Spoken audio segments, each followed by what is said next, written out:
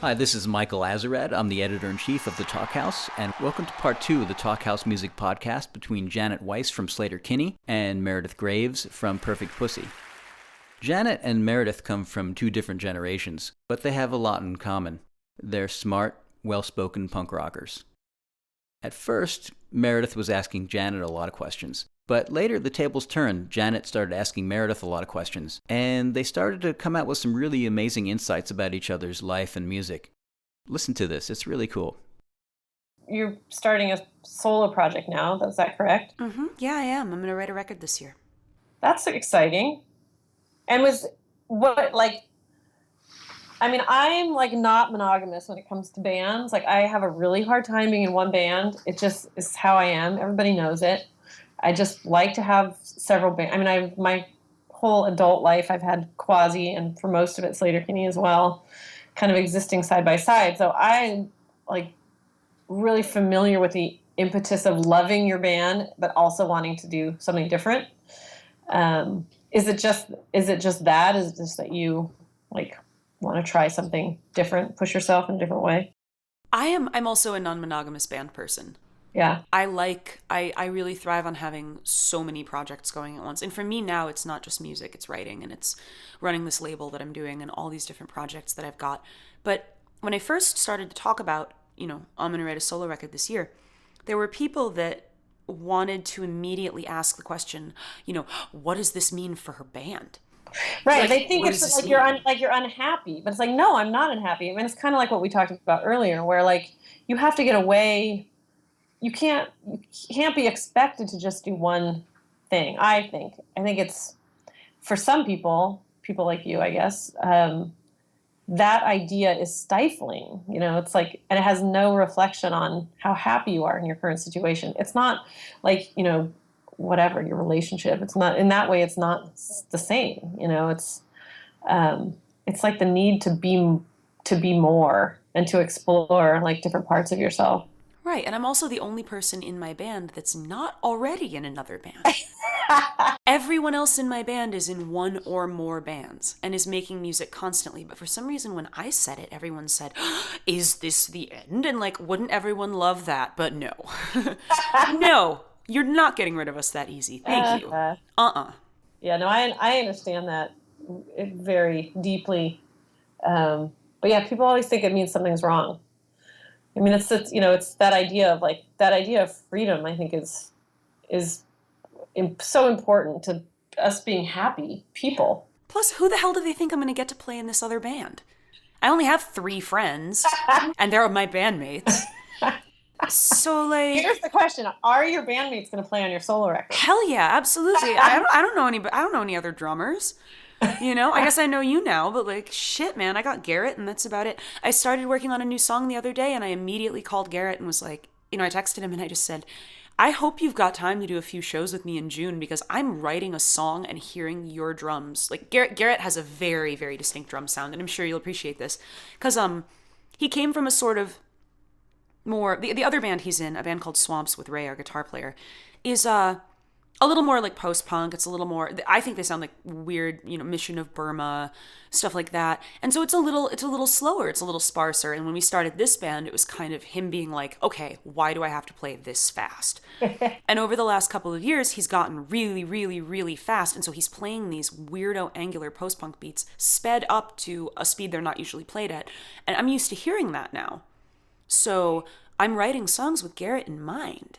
And I had to hit him up and be I'm assuming you're doing this, right? And he was kind of I don't want to tour anymore. Garrett is a wonderfully normal human being with a beautiful girlfriend that he's been with for 6 years and a good relationship with his family. So of course he doesn't want to tour for 11 months out of the year like me. He has a nice life to come back to. So I just have to convince him a little more. But yeah, I mean, Ray has told me that he wants to try playing bass on it. And of course, Sean, our power electronics person and engineer, recorded my old band's records. I mean, he's been working with me for 5 years now. I can't imagine making music without Sean. So maybe this will just be it'll be some different people, but it'll be me with the same guys that I write with and have been writing with for years. That's my family. Look at the Beatles. Right. They all got Ringo. They all got Ringo on their solo records. You know, we're definitely the Beatles. Come to think of it. Yeah, well, why not? Well, I mean, you did Wild Flag. Yeah. Yeah, you were in Wild Flag. Like, it's the same thing, you know? Well, it's funny because Wild Flag started kind of, I just, like, knowing your story just a little bit. Like, Carrie was asked to work on a soundtrack, and then she's like, hey, I have to work on the soundtrack. Like, let's get together and just see what happens, goof around. That is literally the same way our band started. Yeah. I did not know that. That's so weird. And then we're like, hey, let's get Rebecca to come play and see what that sounds like. So we the three of us went in the studio and recorded all this instrumental music. And then we're like, hey, let's send this to Mary, who we've always wanted to play with, and see what she puts on it. So we sent her a couple things. I still have these like demos. They're hilarious. And then she sent back some like really cool shit. And we're like, hey, like this could be a band. Like, let's try to write some other songs. Like with nothing like, we're going to be a band. We're going to put out a record. We're, like without all of that sort of legitimacy, when we first just started like goofing around. But yeah, it was for the soundtrack. And then I knew that you guys kind of started in a similar way. It's a really like very organic way of starting a band. There's like no pressure on it, and it's,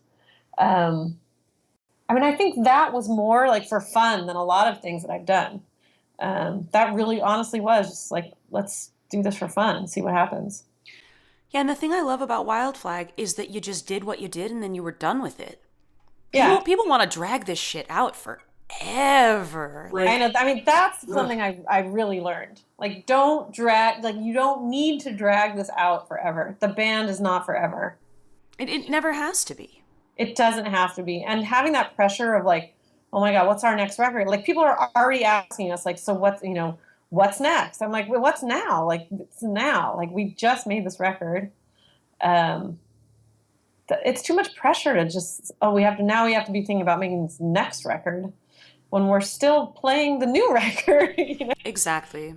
I guess I've had some like heavy things happen to me over the last 10 years, like losing friends, friends dying, just life lessons of like, don't plan it too far in advance because you actually may not get there. And we are, not to get too heavy, but we all will die. It's true. Like, just be in the moment more with your music. It's a less stressful and a much, much better place to be, I think.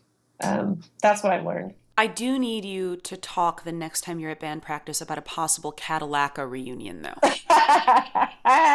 You have no idea how much those stupid Cadillaca records shaped. Meredith at 14 thought Cadillaca was the greatest goddamn band that's ever existed. I just saw Shanna at the drum shop. Give me a Cadillaca reunion show, please. I need that. I'll mention it to Corin. Dude, I need that. I just need Slater Kinney to, like, because I was going to go to one of the New York shows and then I had to leave. I had to fly out of town for like another thing and I was furious because I had a friend that I was going to buy a ticket from and I was so stoked. The next time you come to New York, at least you guys cover You're My Only One. Give me that. Give 14-year-old Meredith that and then I can roll over and die and everyone will be rid of me. It'll be awesome. Give me a Cadillac cover.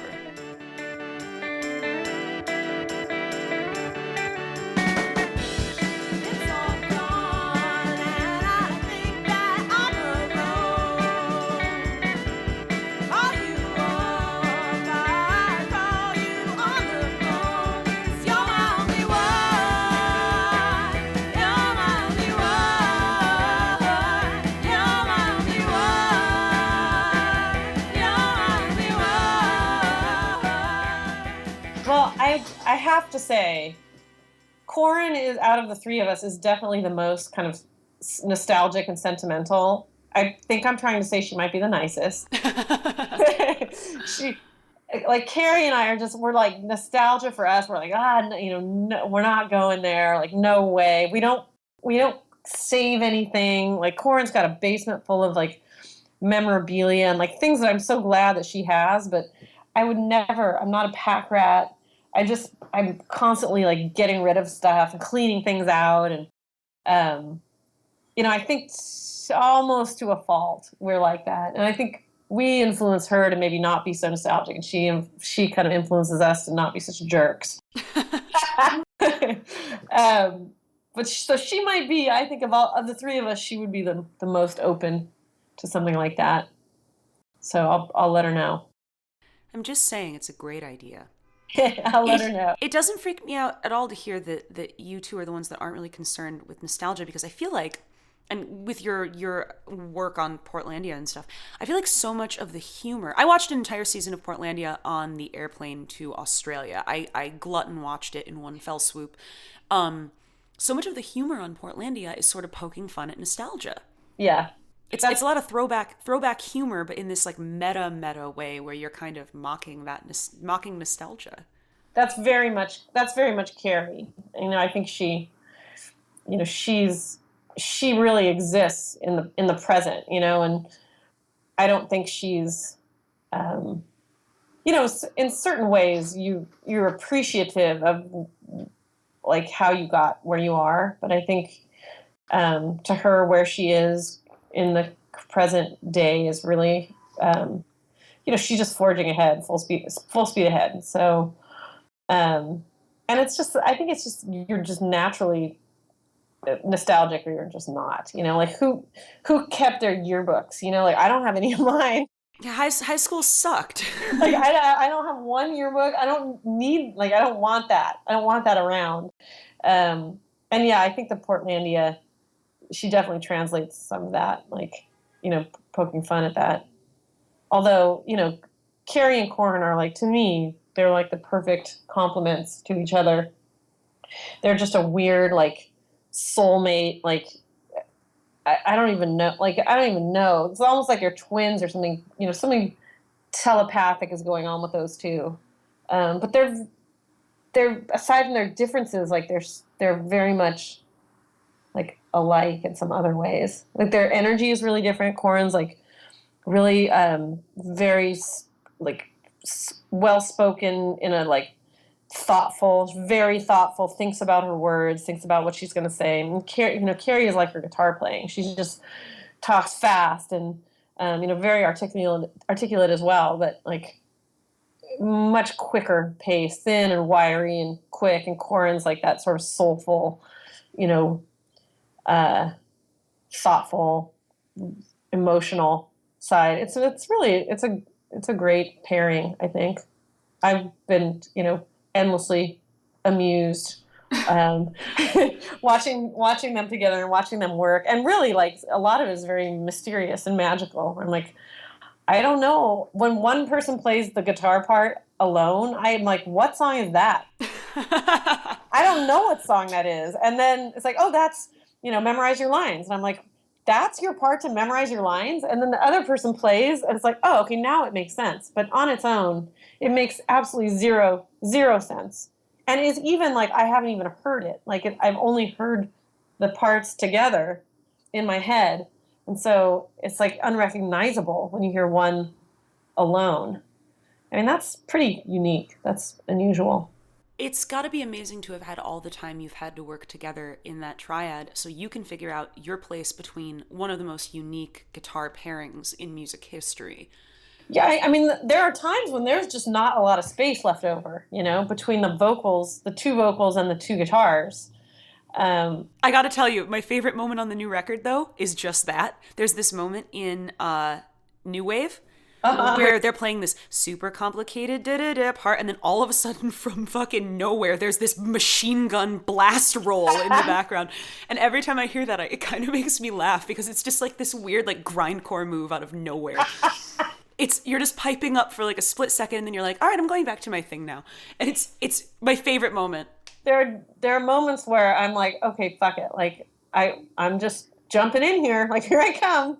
Watch out. Your rolls are so fast. Yeah, it's a lot to keep up with, Yeah. There's a lot of movement in those parts. And, sometimes I try all different angles. Like, what's the best angle to come at this music? I'm really a fan of like trying a lot of different things. And usually immediately I know, like, oh, that's terrible. Like, that sounds awful. I'm like kind of in a state of like uncomfortableness when I'm working on drum parts with them, because it is like fitting myself in, how to be myself and communicate, my personality, but also to like fit into this music to make the song really good. Like, what does it take? What does it take? What does it take? And sometimes I work on it for weeks or months, and so I'll wake up, in the morning, and all of a sudden I'll have an idea like, oh, wait a minute, now I've figured it out. Like, it's not easy music to write. It's like, it's very angular and like hard to find the right place, But then when you find it, it's like, I feel so thankful. Like, oh my God, finally. Thank God. I found the right thing. Yeah, and then it all just kind of fits. Yeah. So, I mean, sometimes the right thing is like, basically playing a really bombastic solo, over the top of what they're doing.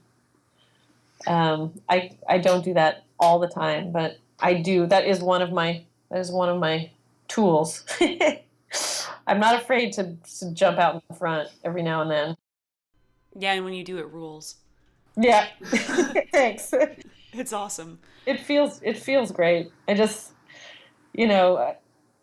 like you mentioned air drumming. Like when I see people air drumming in the crowd, like it really makes me happy. Like the beginning of Surface Envy, that song, it's like the third song on the new record. Oh yeah. When we start that song and I click them in and they play like a little intro, and then I come just crashing in like full on, just smashing people over the head. And the people in the front are just waiting for it. They're holding their like air sticks up. Yes. It's such a great moment. Like 4 people across the front air drumming that intro. I'm like, okay, I did one thing right.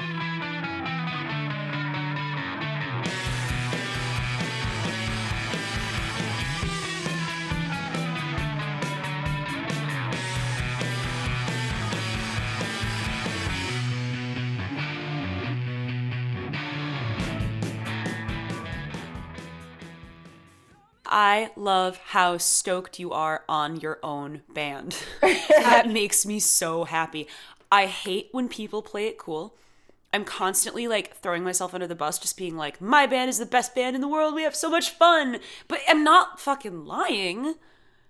Like, it's so important to be stoked on your own band. Yeah, I wouldn't want to be a part of something I wasn't stoked on. It would be really difficult, especially something like this, where like we don't have to get back together and play more music. I mean, it has to be. We're all stoked on it. We all work hard on it, and we all, we're ambitious. Like we don't want to just be like ho hum. Whatever. We're not like slacker mentality. I played with Stephen Malcolmus for 4 years, and he was like the opposite.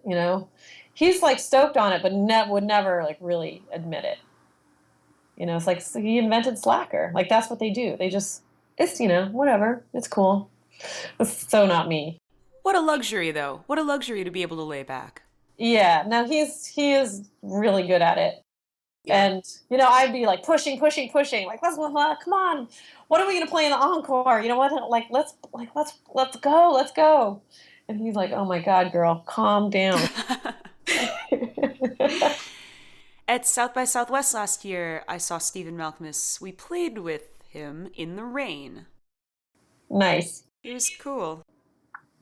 Stephen Malcolmus in the practice space playing guitar is like memories that I feel so lucky to have. Like the guy is just gifted. He's going everywhere with his playing, and it was really an honor to get to just go to those places, in practice when there's no one's watching. He's just being really free, and it was really quite amazing. Like quite a like gifted thing that you just don't see people like that every day going, like so like transforming a space into like a fantasy world. Yeah, we keep coming back to this idea that like nothing in the world is more exciting than being really excited about what your friends are doing. Yeah, it's definitely, I mean, the fantasizing and the like imagining and reimagining, the freedom in that, I feel like is, that is what fuels artists and makes life worth living, makes life better.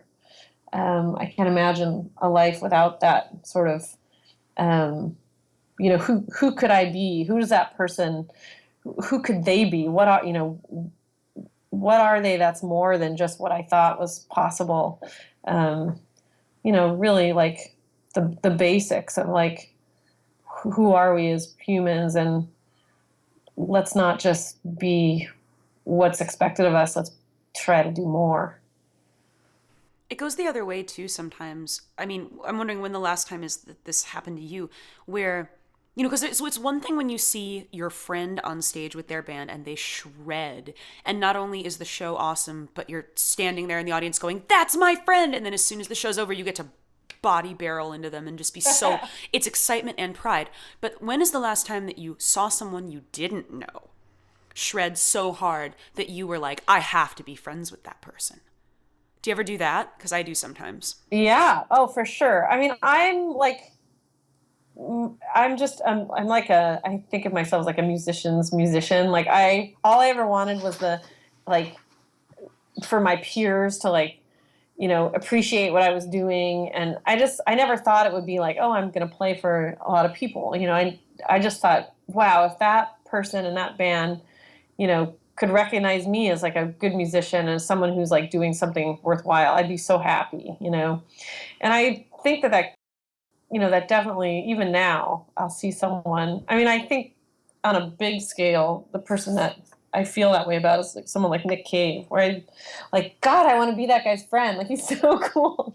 Our drummer is obsessed with Nick Cave too. He's blowing my mind. At this last show he did here, he literally was out on the audience, like in people's arms, like holding him up. He just sang the whole show practically, like balancing on people's hands, and just crawling around the audience, just singing into people's faces. It was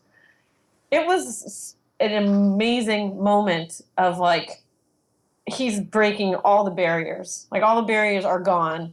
He's in my lap singing. Like, I almost can't handle it. Just what is this live performance? What is it about? And he was really challenging all of it. But I also thought, like, what a cool dude. I mean, I remember seeing Sarah Lunn from Unwound the first time I saw her play drums, and I was like, I want to be friends with her. She's so cool. And, we've been friends for 20 years now. Dude, Unwound was the best band ever. Yeah, I mean, you see that band, and you're just like, who is that girl? And, like, I want to be friends with her. Like, she personifies all these things that I admire. She's tough. She's an amazing musician. She's a tomboy. She's, obviously equal part of this, three-way split equality in this band. It was, I definitely had that feeling of like, yes, I want to be friends with her. I want to know that person.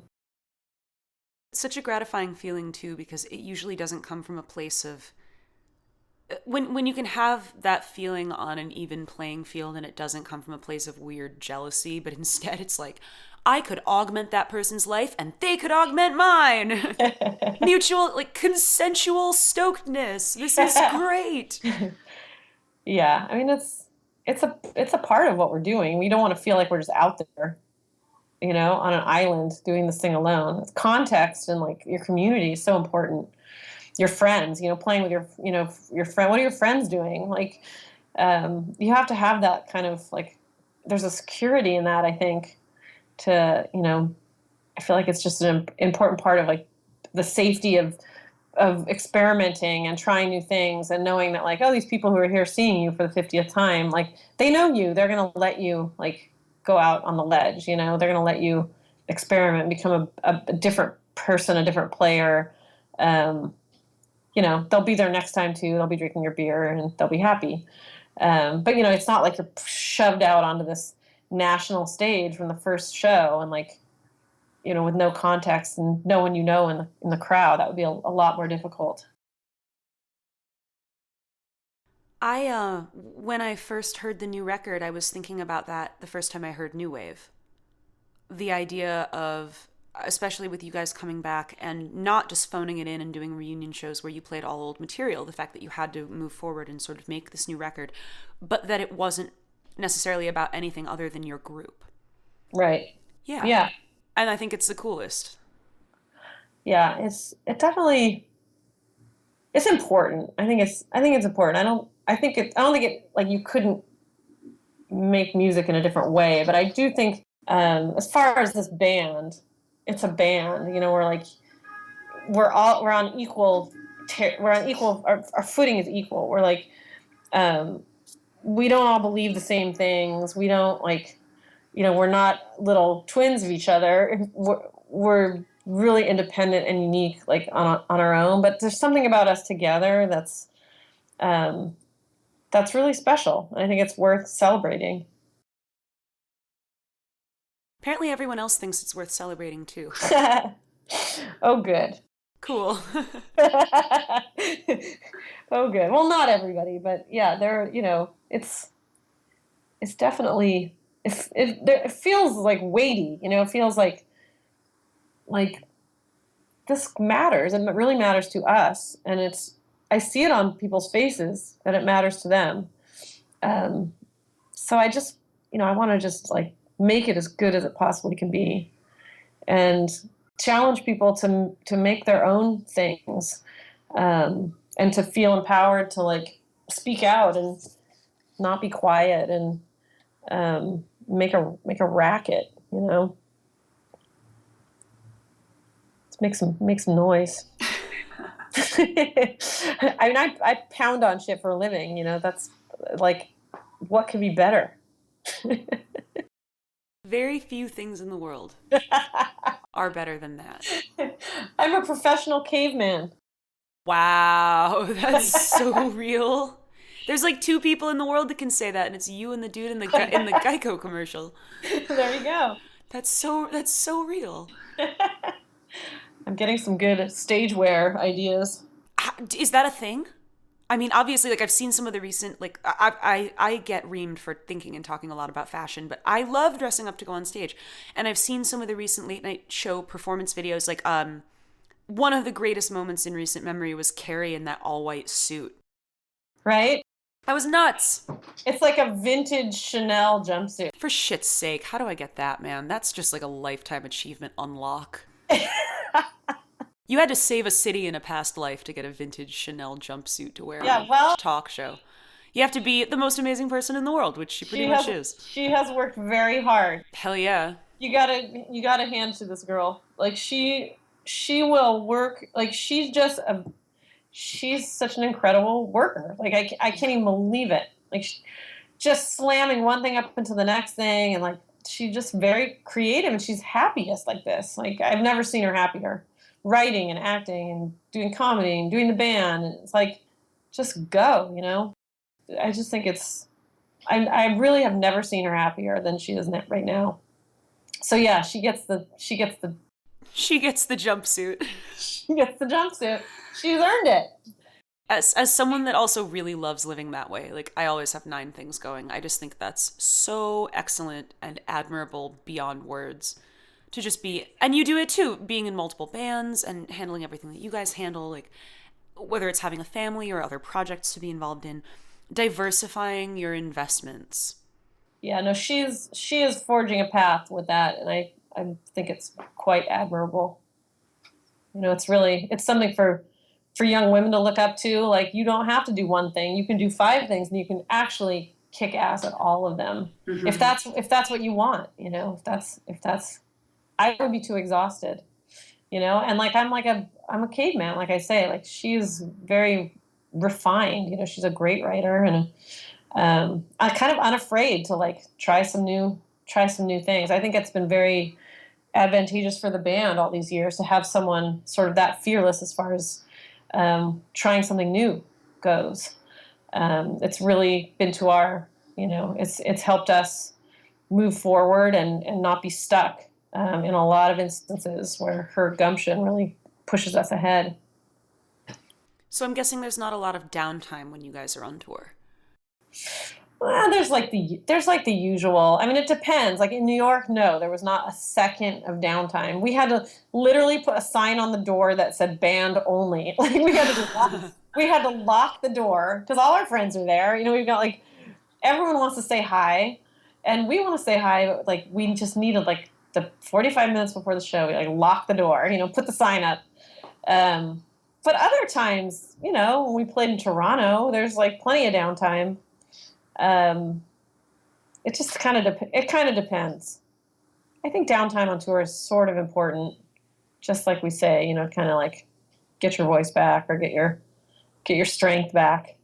There is a good balance. I mean, I think I love playing those big cities, but I also like the smaller places where like you get to know the opening band, you know, finally, and the pressure's kind of off, and you can sort of loosen up, and like sometimes those shows are better, you know. Sometimes they're like a lot more, I don't know, just kind of more fun, I guess. How have your openers been on this tour? We did the whole first leg with this woman Lizzo in her band. Right. She's from Minneapolis. She was amazing, and all the people who she traveled with were great. It was like this crew of just gorgeous, talented women. You know, who doesn't want to be around that every day? And then her brother Mikey did the merch, and this really great drummer Ryan played drums. It was just a fantastic pairing. We really got along. It was you know, turned out even better than we thought it was going to. So. In your previous incarnations, in the earlier years of the band, were there any memorable tours that you did with other bands that you still think on? Well, we like to think about the fact that a lot of our opening bands went on to be huge successes. That like we have some like Midas touch, I guess. So we took the White Stripes on tour. Mm-hmm. Like I saw the White Stripes. Literally, there were 10 people in the audience. No one was there. And this band's cool, and talked to their nephew, to Jack's nephew, and at the merch table, and he's like, "These guys would love to tour with you." I'm like, okay, we'll take them on tour. So there was the White Stripes, there was the Black Keys, there was the Gossip, there was the Yeah Yeah Yeahs. We had to open some shows, like all these bands that we toured with that ended up being just way huger than us. So we laugh about that. We laugh with Lizzo, like, okay, you're next. Go get them. The Gossip is the best band ever. Yeah, I mean, we took them on tour. They had never played like big rooms at all, and I remember playing at the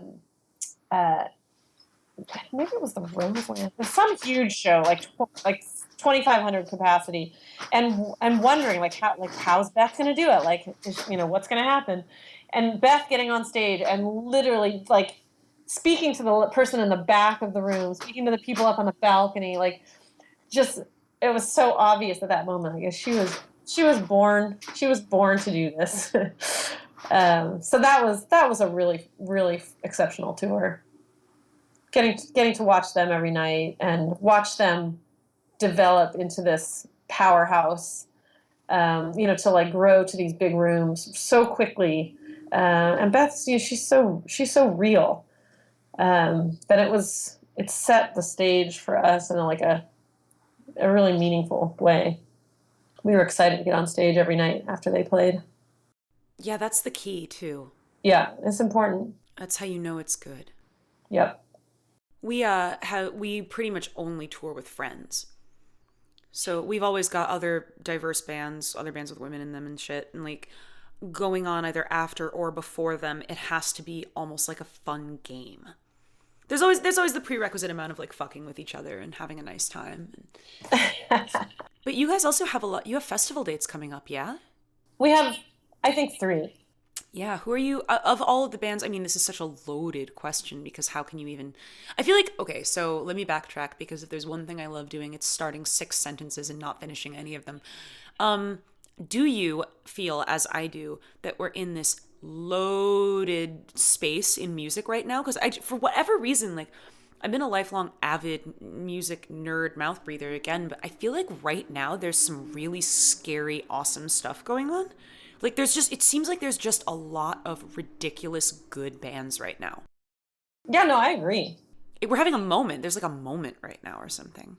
People say in interviews often like, oh, there's not much going on, or like there's like, where are the people that are trying to say something? I'm like, they're all over. like you know, it's I think it's just as it always was. Like there are the underground to me is a lot more exposed now. Like there's people sort of out in the open doing these sort of, you know, revolutionary things and fucking with what came before them, you know, and like forging new paths. So, you know, I'm excited by the state of things now.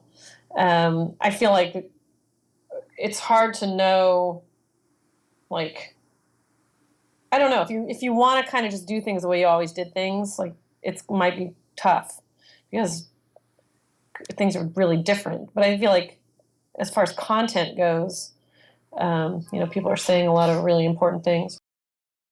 So of everything that's going on right now, because I really do feel like we're kind of in this interesting moment. I like how you said specifically you feel like the underground is being a little more exposed, because that's kind of, I think, what I was driving at, sort of.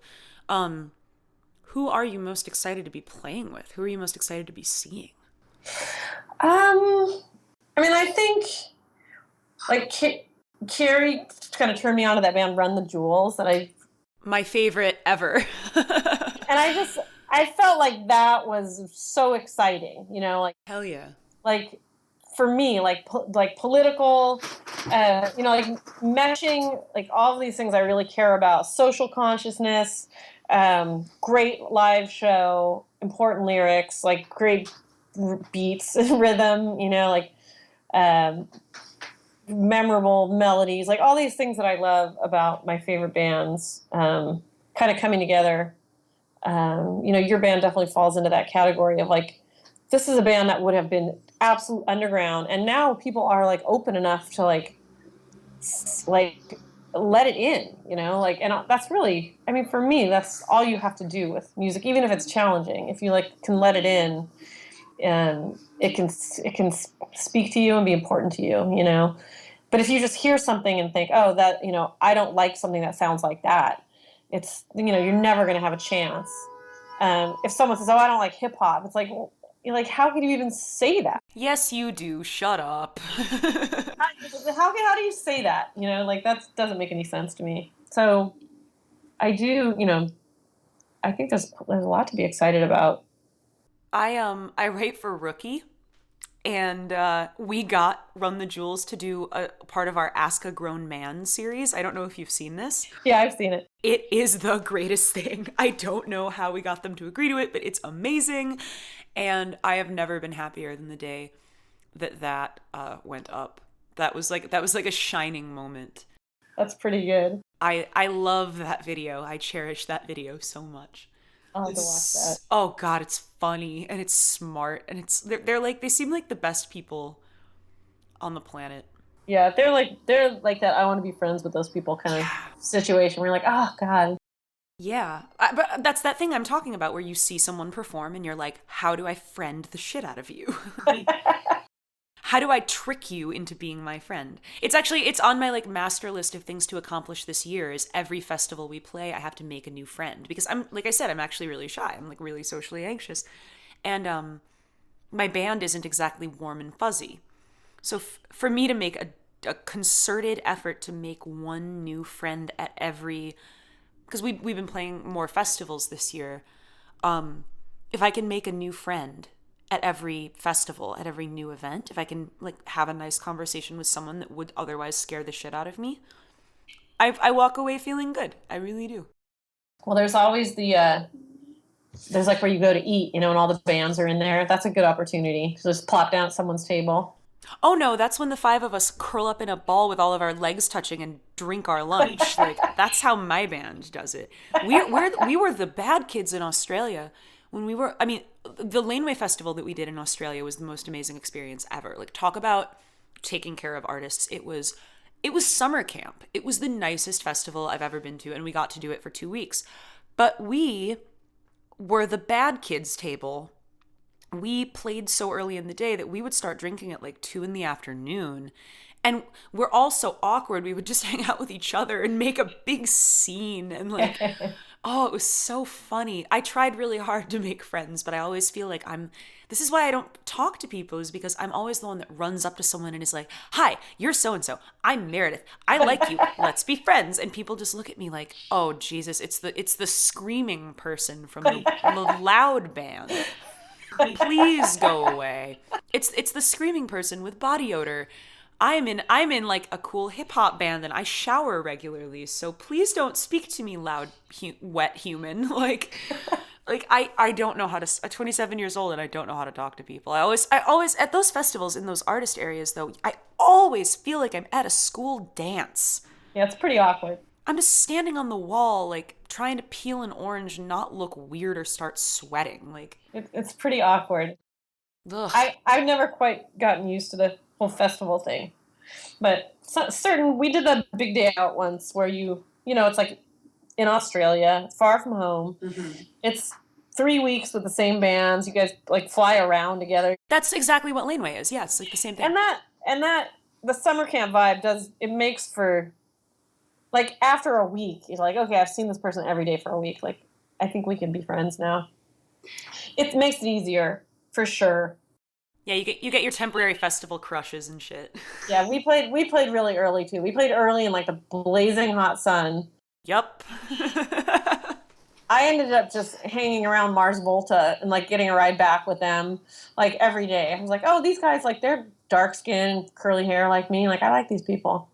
And we became friends with them. It was fun, which I probably wouldn't have become friends with them otherwise. Mars Volta is one of our band's collective favorite bands. Like that's something we everyone in our band has such diverse taste in music that when we're in the van, we really have to be careful about what we play. Uh-huh. Usually what you'll see is 4 people yelling to each other with headphones on. But At the Drive-In and Mars Volta are 2 of the bands that are like, yeah, everyone in my band is so good with this. Yeah, that's cool. They're like, what a bunch of cool dudes. Yeah? So funny. I would just be laughing. I'd just be in stitches the whole time. It's awesome. One thing that I think is important in terms of conversations women have with each other, especially... Okay, so like another thing I'm noticing playing all these festivals is like you see the same bands over and over and over again. Like the wonderful, wonderful, wonderful, lovely person, the man who drums in Future Islands and I were talking about this in Iceland because we realized we'd seen each other 3 times in 3 months in 3 different countries. And it's this wonderful feeling where when you play these festivals, you run into the same people and you see them more outside of the United States than you do like when you're just touring around at home. And as women, I feel like because you've seen obviously recently the articles that have come out that are like, here's the flyers for every major United States festival with right. just showing bands that have women in them. And it's like 13 on a festival of 100 bands, right? So as women, I feel like one of the conversations we need to have, since we're all running in the same circles and playing the same festivals with all the same bands, is what dudes aren't shitty. Because let's face it, like a lot of dudes in bands... Well, okay, so a few years ago, we were running a venue out of our house, and my friend Hannah was up in my apartment. And there was a band playing downstairs. It was just a random show that we booked at the house to pay the rent, whatever. And a band is starting to play, and she says to me, oh, I better go downstairs and listen to them. I said, do you know this band? She said, no. I said, I know you paid to get in, but like, why do you feel like you have to go watch them if you've never heard them and you don't know who they are? And she said, oh, I'm just trying to support the scene. I said, okay, is this band all dudes? Yes. I said, think of every dude you deal with in your day-to-day life, every dude you've ever known. How many of those dudes are not total garbage? How many of those dudes do you actually trust? And she laughed. She said, like 2. I said, well, given those odds, what do you think the chances are that even one dude in this band isn't a total garbage human? And she said, oh, I never really thought about it that way. So if you look at the festivals when there's only, 8 bands with women in them on these huge festivals, and if it's arguable that many dudes are garbage people with terrible politics that don't know how to talk to or deal with women, and in rock and roll, that's a very extreme odd. That's like there's a real chance that any random dude in a band you encounter is probably some nerdy rock and roll wiener. Like, we have to have these conversations with each other where we talk about like, oh, the Mars Volta makes me laugh my ass off. They're wonderful dudes. I love being around them. It's a risk assessment thing. We have to talk about what dudes in bands aren't total nerds. Yeah, well, there are definitely some. Yeah. I feel I wouldn't hang around a band with a bunch of fucking dickheads, you know? So, but still, it's not even so much that as it is like the perception of like, that this is still somehow like a guy's game, you know, like that we're just visiting, you know, and like, oh, the best records of the year were made by women, but the festival is still, when it gets dark, it's all men on stage for the most part, 90% men on stage, and it's like, I don't know. I feel like the people I know, I'm pretty vocal about like, you know, who the cool bands are. Like there's like 50 guys in Mars Volta. It's kind of unbelievable, but they're total freaks. You know, they're like freaks and weirdos. They're not like, you know, the jock, like privileged guys. But still, you know, it's dark when they're playing, and it's, you know, the sun is definitely out when we would play, right. You know, and even now with this, like, you know, coming back and people are like, oh, aren't you just cashing in at these festivals? And it's like, well, we don't want to play all festivals. We want to play like our own tour. We want to play a few festivals. But even like, I think we get offered a lot less money than guy bands that come back. Like, to be honest, I think it is just a place where equality does not exist, you know, in this festival world. And it's like, I feel like I want to chip away at that, you know. I want to show that all women band or women at all can be playing when it's dark, headlining, playing 5 in a row, the last slots, you know, like, I just think that's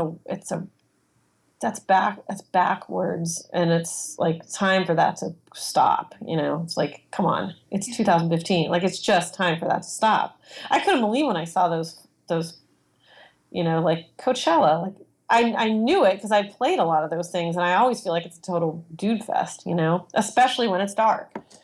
Like, the amount of times I've played in the dark at a festival has been like, oh, when I played in Bright Eyes, you know, like, you know, not when I was doing like one of my own things. But yeah, I hear you on the, like, you know, calling out the cool dudes.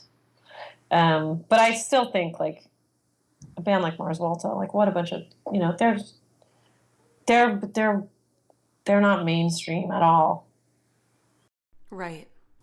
They're freaks in the best possible way. Those are our people. We run towards them. Yeah, I mean, they're, you know, they're the weirdos. Yeah. One of the best ways I've found to actively subvert the patriarchy is to take their jobs and money. Yeah, I mean, we got offered the Sasquatch Festival. Another band dropped out, and then we got offered the festival as a headliner. It's on a day that, like, it doesn't make that much sense that we headline that day, you know, because we're just getting added. It wasn't like put together with us in mind, but it's like a really good opportunity, I feel like, to headline a festival, you know, to like it, you know, sometimes the way you get there is not like ideal. But it's important to do it and to show that it's absolutely ridiculous to think that this shouldn't be happening on a regular basis. You guys are really setting so many different kinds of good examples for young musicians, I think. I hope so. I mean, it's like, I spent my very young life like going to big stadium shows and seeing, like, I mean, it's true, it was like David Bowie, you know, like that was my first concert.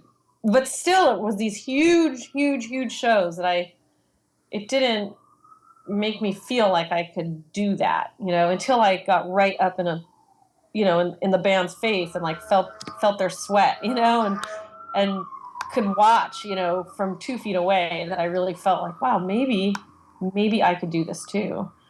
So I think it's important, you know, to be compelling for people and to spark people's imagination, but also to be real enough that they could picture themselves in your shoes, so that they, you know, get off their ass and do shit.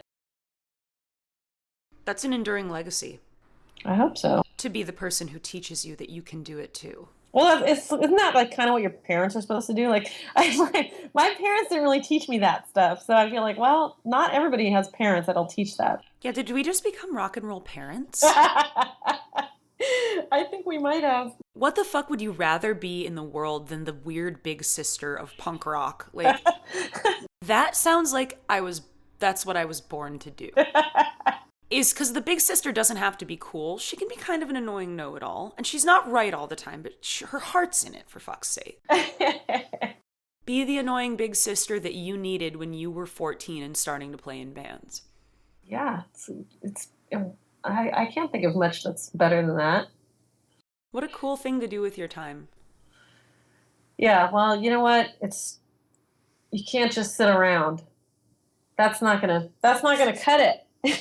Right, true. That's not gonna cut it, you know? It's like life really is short. Like everyone tells you that life's so short, and you're like, blah blah blah, life's so short. No, they're not lying. But it's absolutely the truth. I hate to say it, but it's absolutely true. So I'm happiest when I'm doing things, you know, and like when there's motion and movement, and I'm like part of something. Like that's when I'm the best. I have the most to give. So I try to keep that up. Yeah, it really does boil down to how much you can give. It's important.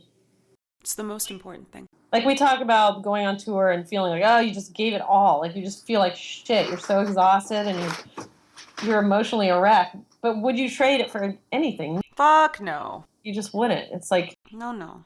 The negatives don't. They don't at all compare, you know, to the positive. Yeah, there's really nothing else to do but give. Yeah. It's hard sometimes, but it's like, I mean, taking is just not as exciting.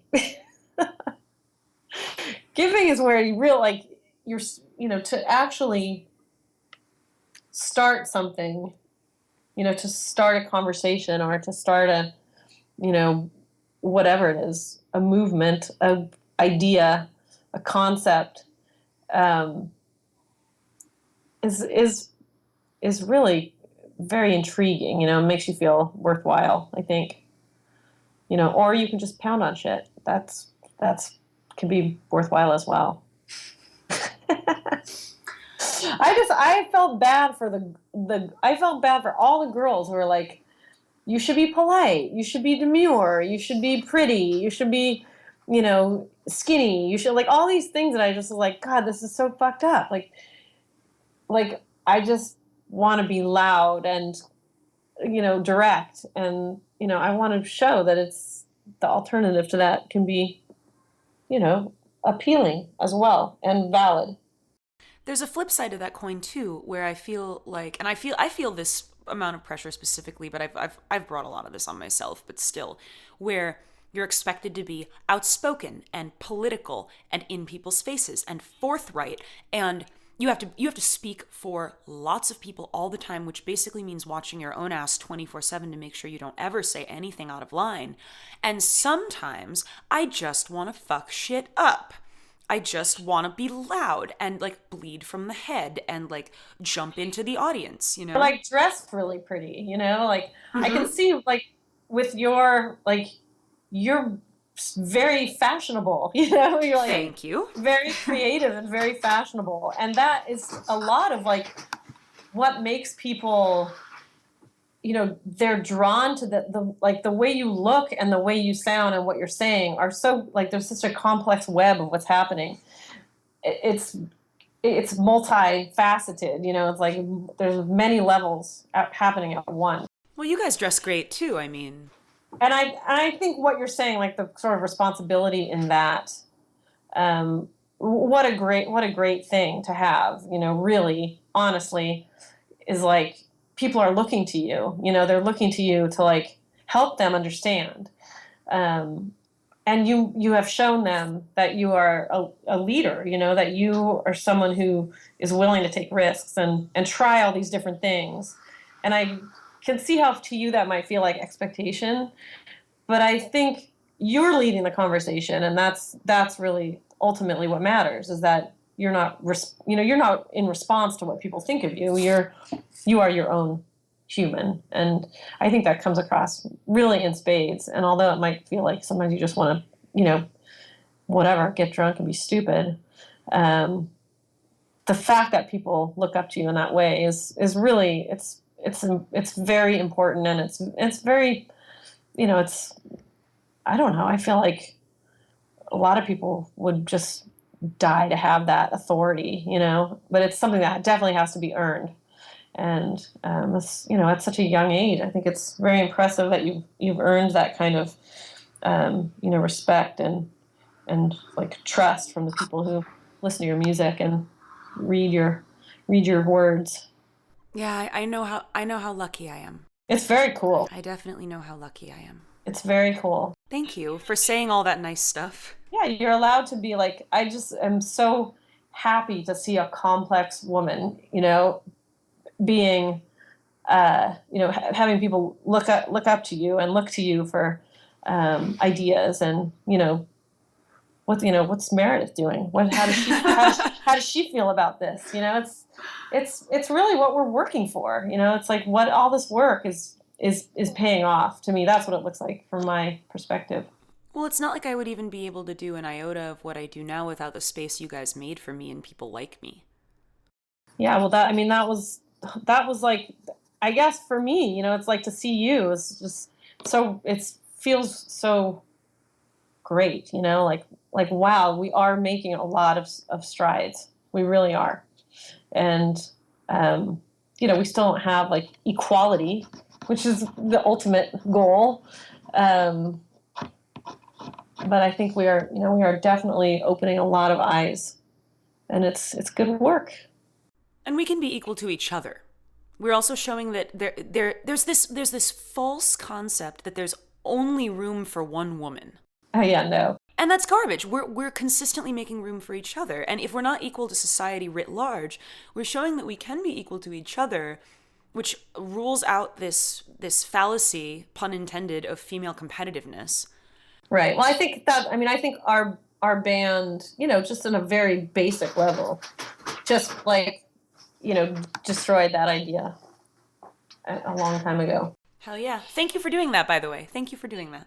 It's three equals, and very respectful of the talents and the ideas, and, the differences between us are as important as the similarities, and contribute to this sort of powerful equality that we have. So I'm glad that people feel that, because that definitely exists. Yeah, powerful equality is the end goal, I think. Yeah, we're getting there. Slowly but surely. We're getting there. One disproportionately booked festival at a time.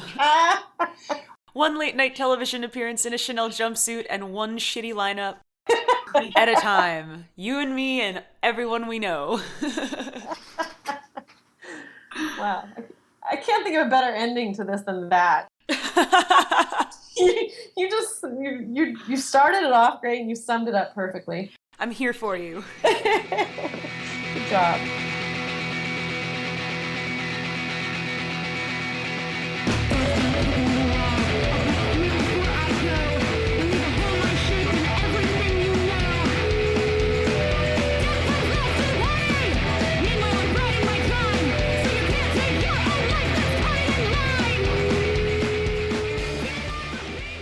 This is Michael Azerrad, the editor-in-chief of the Talkhouse.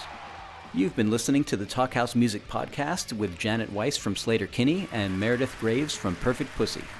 Our engineer was Elia Einhorn. For more Talkhouse Music podcasts, go to thetalkhouse.com/music.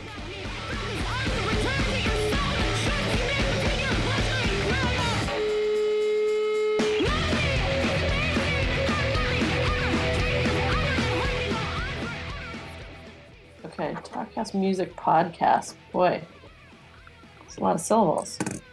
Okay, you ready? Ready. Okay, hey, this is Janet from Slater-Kinney. Thanks for listening to the Talkhouse Music Podcast. Hope you like it.